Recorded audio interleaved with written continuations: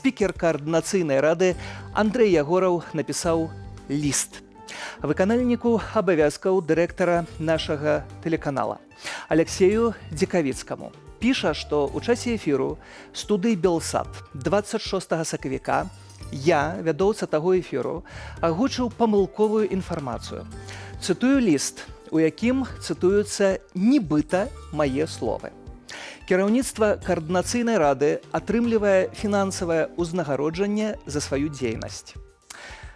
Толькі вось у тым эфіры мае словы гучалі інакш, цытую. Але ўсё ж такі кіраўніцтва займае пасады не бясплатна, не на валанцёрскіх асновах. Пагадзіцеся, гэта крышку іншае ад таго, што піша Андрэй Ягораў. Я не кажу, што яны атрымліваюць заробак, не кажу, што атрымліваюць фінансавае ўзнагароджанне за сваю дзейнасць. А мае словы тое, што знаходзячыся на пасадах, кіраўнікі маюць пэўныя магчымасці.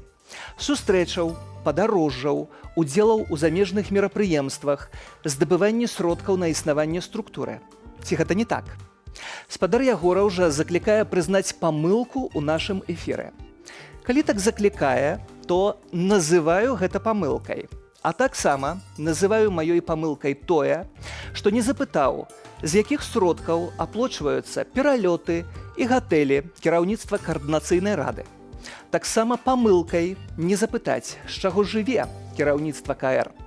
І яшчэ памылка не запытаць, якім правам пасля сканчэння тэрміну паўнамоцтваў рада працягвае існаванне. Шмат памылак. Усе можна выправіць, калі б спадар Ягораў знайшоў урэшце час прыйсці ў студыю і адказаць на ўсе пытанні. Тым больш, што мы яго запрашалі мноства разоў.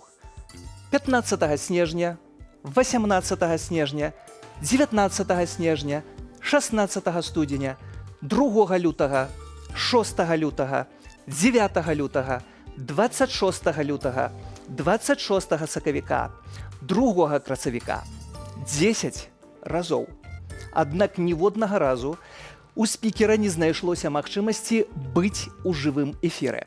А яшчэ ў лісце да майго кіраўніка спадар Ягораў зазначае, што я, цытую, рэгулярна тэндэнцыйна асвятляю падзеі ў каардынацыйнай радзе, выстаўляючы кіраўніцтва выключна ў негатыўным святле. А вось гэта ўжо маніпуляцыя. Усяго толькі раблю сваю працу і ўсім палітыкам задаю нязручныя пытанні. Ліст да выканальніка абавязкаў Белсату і гэтыя закіды лічу спробай аказаць на мяне ціск і перашкодзіць незалежнай журналісцкай дзейнасці, а таму дэкларую, што і далей буду задаваць палітыкам нязручныя пытанні. І нават 1000 такіх лістоў мяне не спыняць. І вось цяпер, спадарства, на сёння ўсё. Сергей Падсасонны, да сустрэчы ў эфіры.